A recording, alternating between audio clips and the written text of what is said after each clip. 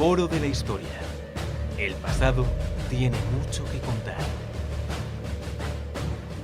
Hola, ¿qué tal? ¿Cómo estáis? Buenas tardes. Otra vez estamos por aquí en el Foro de la Historia y hoy vamos a hablar acerca de, bueno, pues un tema que la verdad me ha caído de rebote porque hemos hablado de esto muchas veces a lo largo del podcast. Hemos hablado cuando hablamos de la conquista de Numancia, de Escipión Emiliano. Hemos hablado también durante las guerras púnicas. Hemos destacado diversos pueblos prerromanos y la conquista de la península ibérica. Y hoy la verdad que me apetecía hacer un podcast divulgativo, no es un podcast, digamos, profundo sobre lo que es la cuestión de la romanización en Hispania, que es lo que vamos a hablar hoy, pero la verdad es que me apetecía bastante. Bueno, os cuento un poco por qué ha surgido este podcast, porque no sé si lo sabéis, pero estoy estudiando el máster de profesorado y en una de las asignaturas hemos tenido que, en vez de hacer un examen, digamos, hacemos un trabajo y me ha tocado realizar un trabajo de unas 10 páginas intentando mostrar pues cómo sería la romanización en Hispania a chavales de 13 años, es decir, de primero de la ESO. Lo cierto es que es un tema interesante porque yo había leído mucho de esto acerca en la carrera y la verdad que me apetecía bastante pues un poco grabaros un podcast. Es cierto que va a ser, digamos, no es un podcast profundo, pero es un podcast que creo que de manera muy general puede ponernos un poco en contexto de lo que fue la romanización en Hispania y luego por otra parte de lo que es, digamos, la huella que dejan los romanos en la península ibérica. Que por cierto, esto es otra cosa que yo en su momento traté en la carrera porque me apunté de manera forzada, también lo digo, a una asignatura de Roma en el patrimonio europeo y se hablaba mucho principalmente de la península ibérica. Lo primero, la península ibérica, que es un espacio maravilloso, probablemente yo voy a decir que es la mejor región de toda Europa, era un pozo para los romanos de materiales y sobre todo muy interesante desde un punto de vista ya no territorial, sino pues eso, de materiales, materias primas y sobre todo de una fuente de recursos inagotable para, bueno, pues las campañas que la historia y el devenir de la misma pues iba haciendo que los romanos, ¿no?, fueran expandiéndose a medida que pasaba el tiempo. La llegada de los romanos a la península ibérica sobre todo se data en torno al siglo III. Los romanos ya tenían contactos, por ejemplo, con ciudades como Sagunto, que fue destruida por Aníbal en el año 218 a.C., con el inicio de la Segunda Guerra Púnica, pero por supuesto los romanos, digamos, que ya mantenían una serie de relaciones comerciales, pues por ejemplo con las ciudades griegas de Masalia en Francia, en la actual Francia, en el sur de Francia, o por ejemplo con Ampurias, Sagunto y otras tantas, pues digamos que ya mantenían un estrecho contacto comercial e incluso con las propias ciudades cartaginesas en el momento, digamos, de paz entre Roma y Cartago tras ese breve periodo, ¿no?, entre la Primera Guerra Púnica, en la que los romanos arrebatan Sicilia, Córcega y Cerdeña a los cartagineses, y la segunda en la que los romanos pues se ven con un territorio que les cae, ¿no?, del cielo, por así decirlo, tras la conquista de todo el territorio cartaginés por parte de la nueva potencia colonial y, digamos, militar en la Europa occidental, que es la pequeña ciudad, la antigua pequeña ciudad de Roma, que en ese momento ya conquista la mayor parte de la península itálica y, por supuesto, pues comienza a expandirse fuera del territorio. La llegada de los romanos en el siglo III corresponde, digamos, un poco con lo que es la romanización, ¿no? La romanización es un concepto interesante porque la definición, digamos, nos lleva a calificar la romanización como un proceso histórico por el cual los pueblos prerromanos, es decir, íberos, celtíberos y demás pueblos, van a ir adaptándose paulatinamente a el modo de vida, la civilización, las instituciones romanas. En un primer momento, digamos que va a haber una serie de revueltas importantísimas tras la conquista del territorio hispano en esta Segunda Guerra Púnica en el siglo III, a finales del siglo III, y paulatina, bueno, y eso será una constante según vayan adscribiéndose los territorios, pero finalmente va a haber una asimilación cultural y por supuesto una asimilación también económica, social e institucional de todas las instituciones prerromanas que van a ser pues sustituidas pues por el Senado romano, por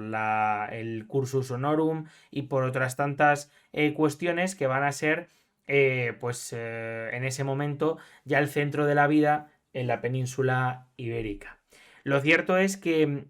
esta romanización no se puede entender solo como una conquista militar, porque muchas veces cuando hablamos de este tema la gente se piensa que es la ocupación de los romanos, pero que esa gente seguía viviendo igual, pero realmente no. O sea, las leyes para esa gente, para los habitantes de la península ibérica, cambiaron, entre otras cosas, porque la religión cambió, la lengua cambió,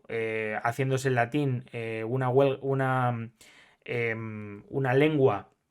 totalmente hablada por parte vamos, de las poblaciones de la península ibérica y también de sus formas de vida. Al final es un proceso de aculturación mediante el cual los pueblos, digamos, conquistados por Roma se van a ir integrando paulatinamente, como ya hemos dicho, en la sociedad romana. La conquista de Hispania al final es una conquista pues fortuita porque en un primer momento los romanos quizá, y eso nunca, bueno, hay un debate importante en torno a ellos, los romanos lo que querían era proteger Sagunto. Aunque realmente Sagunto, que no fue protegida porque al final la ciudad acabó siendo destruida, los romanos, digamos, vieron esta Segunda Guerra Púnica como una excusa para sellar el destino de Cartago y destruirla finalmente en el siglo II, pero con un proceso en esta Segunda Guerra Púnica sobre todo muy largo y también muy costoso y militarmente con un esfuerzo importantísimo para derrotar pues todo este entramado que habían diseñado los cartagineses conquistando ciudades en el sur de la península, pues la zona en la que estaban los lusitanos en lo que es la actual Andalucía, también creando ciudades como Cartago Nova y sobre todo aunando centros de comercio importantísimos como pues eran Málaga, Sexy, que es la actual Almuñécar, o por ejemplo la propia Ebusus o por ejemplo la propia Gadir, la actual Cádiz. Lo cierto es que la conquista de estos territorios supuso para Roma un aumento espectacular de su territorio porque prácticamente toda la costa pasa a estar bajo el dominio romano y por tanto la zona comercial de influencia romana se extiende paulatinamente por todo el Mediterráneo occidental, adquiere muchísimas ciudades de importantísima importancia estratégica, como era Ibiza, Ebusus o por ejemplo Gadir, y se abre, digamos, pues eso, a la posibilidad de ocupar territorios en el interior de la península a partir de este siglo II. En el año 218 los romanos desembarcan por primera vez en Ampurias al mando de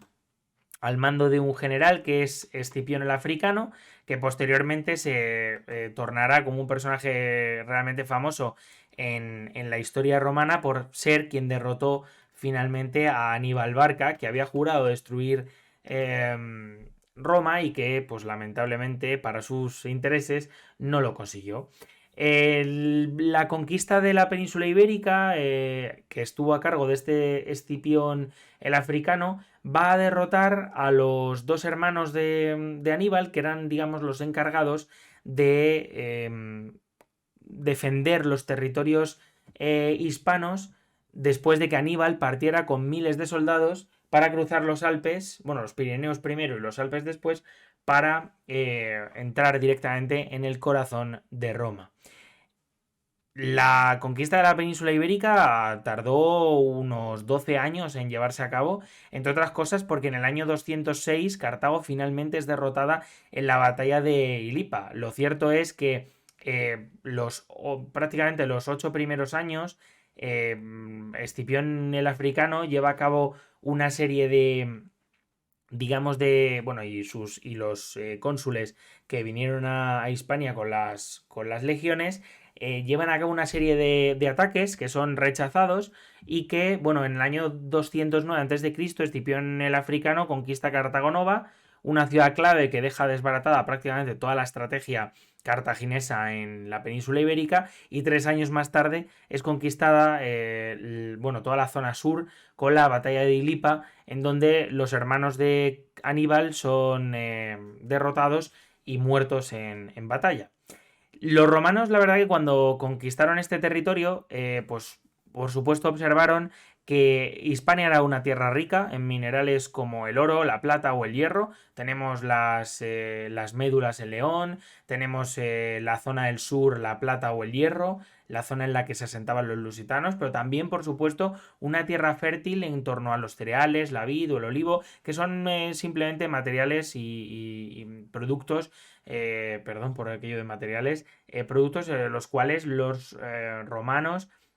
tenían muchísima familiaridad, ¿no? Con la vid. Todo el mundo sabe que en Italia la vid es muy buena, o el propio olivo, y también los cereales, que eran el sustento principal tanto de las tropas como de los habitantes de la Europa occidental, ¿no?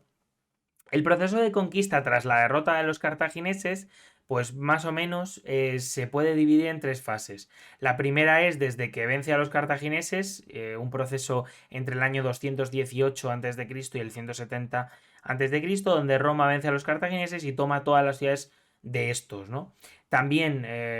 va derrotando paulatinamente a pueblos celtas e íberos que van siendo sometidos, ya sea por alianzas con los romanos que los asimilan como pueblos aliados, o como conquistas belicosas y bastante dramáticas por parte de las legiones romanas. También, por otra parte, en el año 197 se crean, digamos, hay una división ya más administrativa, y se empieza de alguna manera en este siglo segundo a dividir, para aumentar la fiscalidad, mejorarla y sobre todo aumentar el control. Se comienzan a crear dos provincias, la España citerior y la España ulterior. El objetivo de la división, pues al final, era mejorar el control sobre el territorio.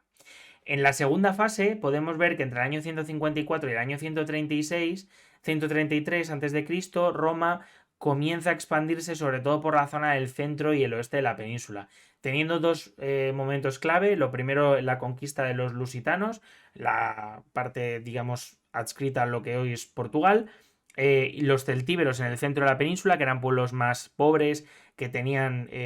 bueno, un carácter, digamos, más tribal, con la carencia de lo que es un estado, como si lo podían tener por ejemplo, los íberos, ¿no? Que habían estado en contacto con griegos y posteriormente con los cartagineses y romanos. Van a conquistar a estos dos pueblos, teniendo pues una gran resistencia, sobre todo por parte de los lusitanos y también por parte de los numantinos, que son derrotados en el año 133 tras un asedio encabezado por Escipión Emiliano, familiar de Escipión Africano, que continúa las conquistas romanas en la península ibérica. Con esto, la mayor parte de la península ibérica quedaba adscrita a lo que es la República Romana. Ahora bien, todavía quedaban, digamos, zonas en el norte, la zona de la Galaecia, la zona, digamos, de los cántabros, lo que sería cántabros, Astures, lo que hoy es el Cantabria, Asturias y País Vasco, van todavía a tener pues una independencia, porque aunque, digamos, tienen unas relaciones belicosas con los romanos, pues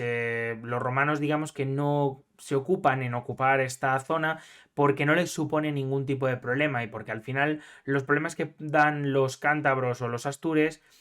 cierto es que no son militarmente importantes para Roma, que justo entre el año 133 y el año 19 a.C., pues tiene mil problemas, como puedan ser la conquista de Grecia, la conquista de lo que es la actual Egipto, la conquista también del norte de África y la derrota de Cartago en el año 146 a.C. Y bueno, entonces digamos que comienza un proceso donde los romanos lo que se dedican es a extraer, por ejemplo, las materias primas, como eran el oro, por ejemplo, en la zona de León, que es, digamos, esa zona aledaña al pueblo Asturia, el pueblo cántabro, y a colonizar y a crear una serie de vías, redes de comunicación y otras tantas cosas en la península ibérica.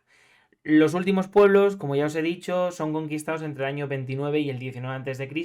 cuando el emperador Augusto va a, digamos, conseguir armar un ejército para ya un tiempo de relativa paz, va a atacar personalmente, encabezando las tropas a los pueblos tanto astur como cántabro, que realmente no es que estuvieran unificados desde un punto de vista político, pero que sí que son atacados paulatinamente por Augusto y sometidos, ¿no? Es así como en el año 19 a.C., tras la finalización de la campaña de Augusto, Hispania queda totalmente bajo el control romano, tanto política como económicamente. Claro, después lo que pasa es que vienen 3 siglos absolutamente bueno, pues desde luego un desarrollo de las ciudades, caminos, vías y sobre todo un desarrollo económico importantísimo que es la base de esta romanización y sobre todo de la romanización y de estos pueblos. Desde un punto de vista, digamos, más etnográfico, tenemos que dividir, por ejemplo, los pueblos anteriormente a los romanos, los prerromanos, en tres: los íberos, los celtas y los celtíberos. Los íberos son los más conocidos por ser quienes habían tratado con los cartagineses, quienes eran los que habían tratado con los romanos también y por supuesto con los griegos, que son, digamos, los 3 pueblos colonizadores que llegan a la península ibérica y a lo largo de los siglos. Y bueno, pues la verdad, sobre todo habitaban la zona del este y el sur de la península. Tenían sociedades jerarquizadas con reyes que tenían un poder importante y que, digamos, denotaban que había una jerarquía dentro de la sociedad, con una economía sobre todo basada en la agricultura, la ganadería y el comercio con estos pueblos griego, cartaginés o romano. Tenían su propia moneda, desarrollada la escritura, y también tenían pues una cerámica importante, ¿no? De hecho, es más, en estos yacimientos íberos podemos ver muchísima cerámica griega que denota que los griegos tenían un verdadero circuito de cerámica desde el Ática, que hoy es la zona de Atenas, pasando por el Ática hasta por lugares tan recónditos como el centro o el sur de la península ibérica, que tenemos que tener en cuenta que hoy estamos en Atenas. Me parece que son 3 horas y media de avión. Las 2 veces que he ido siempre han sido algo menos. Pero aproximadamente son 3 horas y media. Pero tenéis que pensar que desde Grecia hasta lo que es la actual Hispania, o sea, lo que era la península ibérica, pues podían tardar semanas en tanto llevar el material como la artesanía y la cerámica. La verdad es que es interesante porque luego tenemos otros pueblos que conviven entre sí, como por ejemplo los celtas, que sobre todo estaban ubicados sobre todo en el norte y en el noreste de la península. Tenían una cultura más rural, sobre todo era agricultura de subsistencia. No trabajaban tanto el comercio porque en estas zonas centrales el contacto con los cartagineses ni había sido demasiado provechoso ni había sido demasiado bueno, porque muchas veces los cartagineses desarrollaban verdaderas campañas para saquear las zonas centrales de la península. Y lo mismo pasaba con los griegos, que el trato con ellos había sido inexistente. En este caso sí que es cierto que los griegos no habían llevado a cabo campañas, como sí lo habían hecho los cartagineses. Y luego, por otra parte, practicaban, por ejemplo, ritos funerarios, como la incineración, y vivían en unas poblaciones que actualmente os sonarán muchos, que son los castros, que son poblados digamos, en zonas altas, que están en algunos casos amurallados y que son verdaderas fortificaciones, pues digamos, para adaptar a la población a contextos belicosos,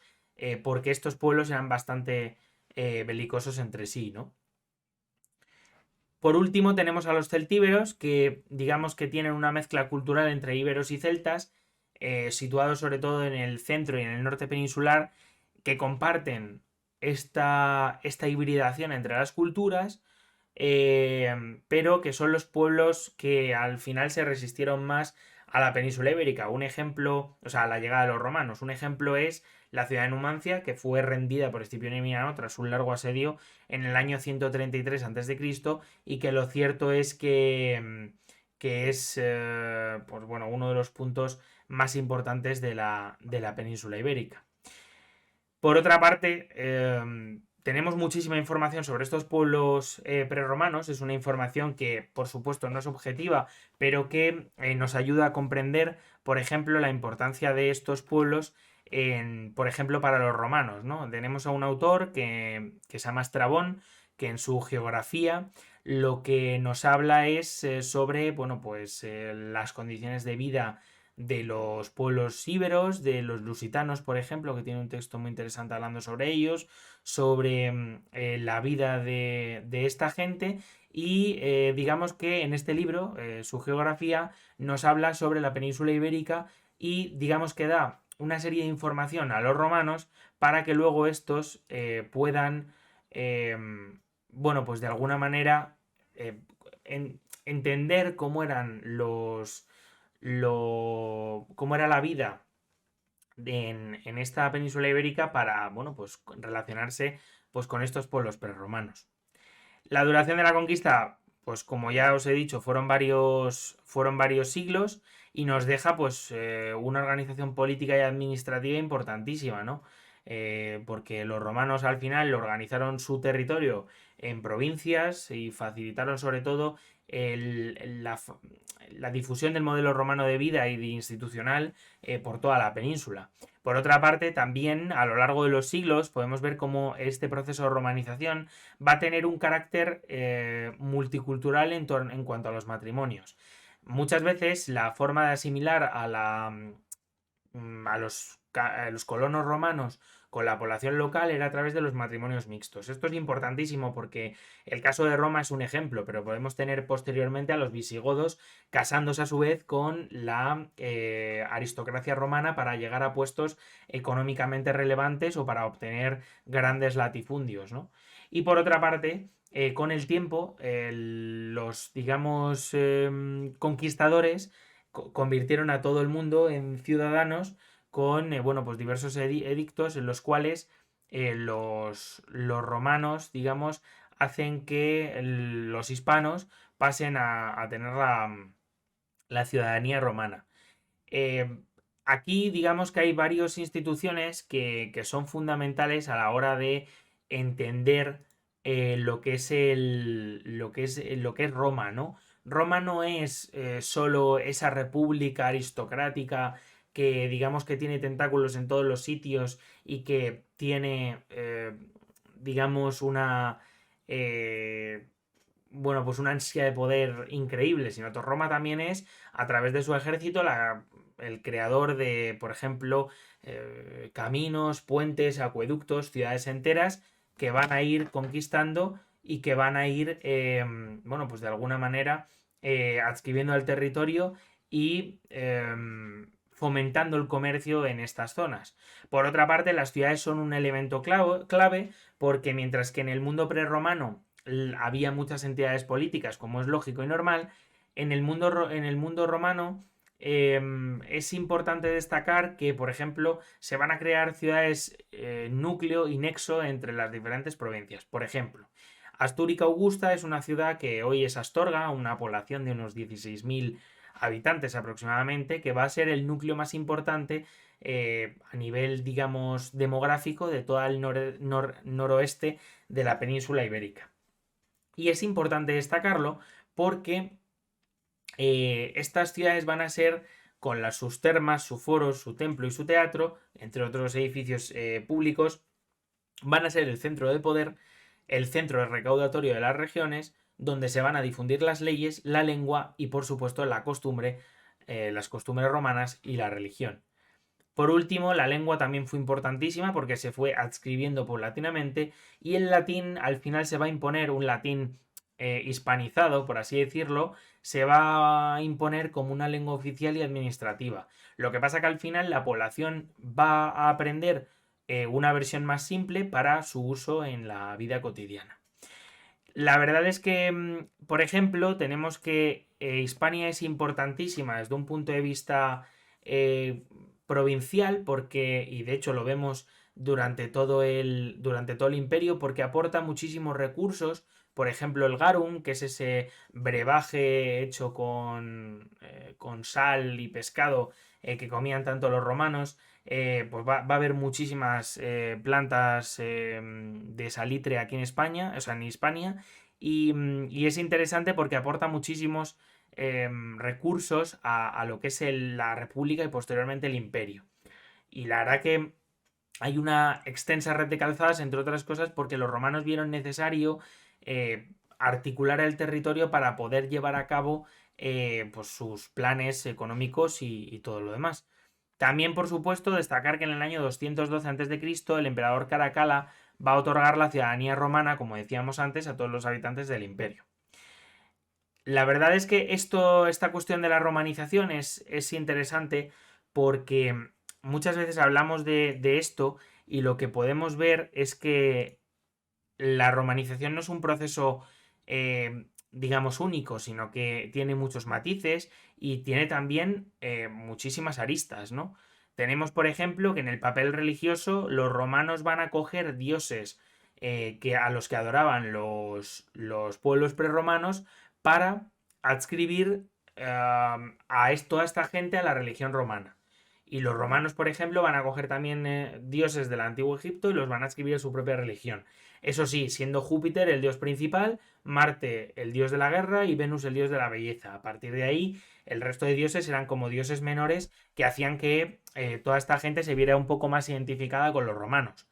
Todo esto se quiebra cuando llega el cristianismo, que por cierto tiene uno de sus puntos fundamentales en la península ibérica, porque es uno de los momentos en los cuales en ciudades como Emérita Augusta, Hispalis y otros tantos núcleos van a comenzar a haber, lo que son grupos importantes de cristianos, hasta la legalización del cristianismo en el Edicto de Milán en el año 313. Por otra parte, la verdad es que hoy lo que nos queda de Roma son unos legados importantísimos en la cultura, en fiestas como la Navidad. También lo tenemos, por ejemplo, en la introducción a lenguas romance, como puede ser el italiano, el francés, el portugués, el rumano o el castellano. Y también sus instituciones y parte de su ley matrimonial, de contratos, de propiedad, que articulan hoy nuestras leyes. Y es que es cierto esto que dice Santiago Castellanos en su libro Historia de Roma, y es que somos romanos y que tenemos mucho más de romanos de lo que nos pensamos. Porque al final lo que tenemos que tener en cuenta es que en el momento en el que cae el Imperio Romano Occidental y se, digamos, instaura tanto el reino de los suevos en Galicia como el reino visigodo de Toledo y posteriormente el de Tolosa y el de Toledo posteriormente, tenemos que tener claro que la población era hispano-romana, que los hispano-romanos se hibridaron con los visigodos, pero que mayormente seguían siendo hispano-romanos. Al igual que pasó posteriormente con la conquista árabe, que, tuvo también, pervivieron muchísimas costumbres, leyes, magistraturas e instituciones romanas que tuvieron muchísimo peso durante cientos de años. La verdad es que este tema me pareció interesante. He aprovechado que tenía que hacer este trabajo para chavales de 13 años y he dicho, oye, ¿por qué no voy a grabar un podcast dejando un poco también entrever que al final nosotros a cada paso que vamos tenemos una villa romana, como pueda ser la de Olmeda, tenemos también un castro, tenemos mucho de pueblos prerromanos, pero también mucho de esa romanidad, como por ejemplo Complutum en Alcalá de Henares, tenemos también Segóbriga y tenemos grandes ciudades romanas que fueron núcleos importantísimos la propia república y el propio imperio. Dicho esto, la verdad que me gustaría que reflexionáramos todos juntos sobre si somos romanos. No sé si creéis vosotros que lo somos o no, pero creo que es bastante interesante y creo que podríamos, hablar de ello en los comentarios. Así que nada, dicho esto, muchas gracias por haber escuchado el podcast y nos vemos en el siguiente vídeo. Chao. Si te ha gustado este podcast, puedes darle 5 estrellas en Spotify. Por otra parte, si lo ves desde iVoox o desde YouTube, puedes darle un buen like. Asimismo, nos puedes seguir en redes sociales para ver los artículos que vamos publicando en forodelahistoria.com. Recuerda que tu apoyo es fundamental para este podcast y para, las personas que lo componemos. Muchísimas gracias y nos vemos la semana que viene. Chao.